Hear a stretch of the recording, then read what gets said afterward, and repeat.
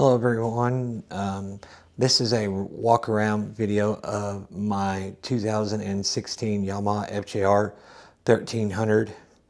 Sorry, this video looks a little weird. This is an Osmo Pocket 3 that I'm filming with, and I've only used it just a little bit, so I'm still getting used to the settings and stuff. So if the video seems a little weird, a little wonky, I do apologize. But I've owned this bike now for 5 years. It's been a really good commuter and good, really all-around bike. I've put, in the 5 years I've had it, not a lot, probably 15,000 miles. So what would that be? 3,000 or 4,000 miles a year. But I do work a lot, so I don't always have a lot of time to ride. But some of the simple mods I have on my bike, and yes, if the mirrors look a little weird to you, they do fold in a little bit. It just makes it easier in the garage to not bump them out of placement. But if you can tell in video, I usually use lights in the garage for stuff like this, but today I'm not, because this Osmo is such a good camera about adjusting to white balance, dark colors and things like that.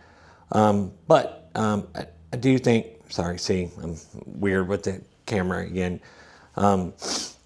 But this is a very dark blue metallic paint. Some of the simple mods I've done, sorry to go back to that, I'm a little not used to using this camera and not used to the style of video. This is a touring windshield by Yamaha. Those of you who don't know, when you look at touring windshields, if you don't know what you're looking at, right here where you see on it where it says FJR, if you ever see that on one of these FJRs, that is a Yamaha option part that you can get. I don't know where you would get it. I'm assuming a Yamaha dealer or Yamaha's website or anywhere that sells a OEM FJR touring screen. But tires I rode on this are Michelin Pilot Road 5 GTs.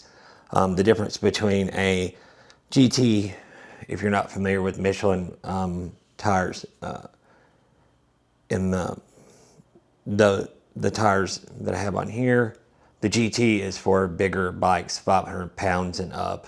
It's a little stiffer carcass, I believe, and it probably has a little better load rating, just because, you know, these bikes are meant to load down with 2 up and stuff, and, you know, people, and they really put a lot of miles on and not be as hard on the tires, because, you know, these bikes make 135 horsepower stock-ish, depending on what you look up on Google, and a little over 100 pounds of torque. So they are pretty, even though they might look like a gold wing to some of these younger people who are used to sport bikes, these bikes, make no mistake, are very fast and are very agile to be a bike that weighs 645 pounds. Mine particularly is the ES model, which stands for electronic suspension. If you don't know, you can adjust it for 2 up with luggage, one person with luggage, all through the menu system. And the preload part, all it really does is raise up the back shock,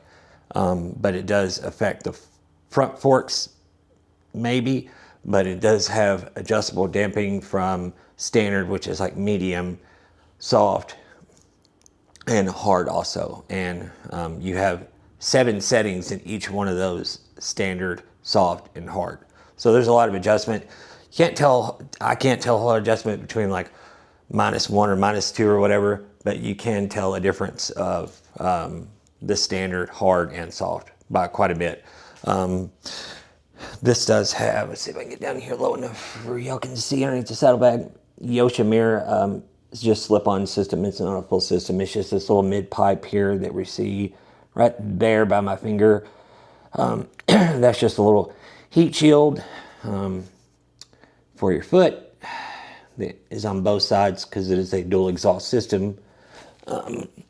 But this is, I always forget, a Sergeant seat. Sorry, I had to look on the back of it in a minute. But this is a Sergeant seat. It's much better than the stock Yamaha seat.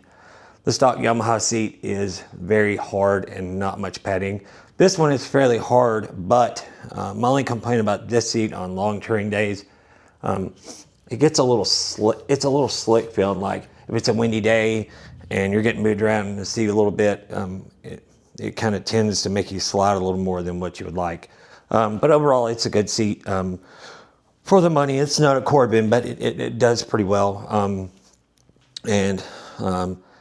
Basically, other than the exhaust and that, my bike's totally stock, no tune or anything like that. But I do have this phone holder up there on a ram ball extension right down there by my finger. But bike's been flawless. I can't complain about it at all. It's never left me stranded or broke down or anything. Every mile I've had on it has been a lot of fun mileage, and I really enjoyed owning it and having it. The riding position on your legs, if you're wondering, is a little bit tucked up, and it will, wear on your knees, especially after about 100, 150 miles. Usually I try to, and that's like back road stuff, so that's several hours. But usually I try to get off the bike about every hour and a half and take a little break, and for 5 or 10 minutes go to the restroom, stuff like that. And after that, I'm good for another hour to hour and a half. So hopefully this walk around video y'all have enjoyed, because that's mainly one of the reasons I got this camera. And it allows me a little bit more stuff on my channel, where I'm mainly a motovlog channel, to, if I get out to somewhere, a special event or stuff like this, walk around, or I can use the wireless mic setup that I got on this and put this inside my helmet and film this location around me and stuff like that, and allows me to, just have another option for filming content for you guys. So if you have any questions or comments, leave them down in the comment section, and I'll do more than happy to help you, or whatever comment or whatever questions you got about the bike. So on that, guys, ride safe and have fun. We'll see you on the next one. See ya.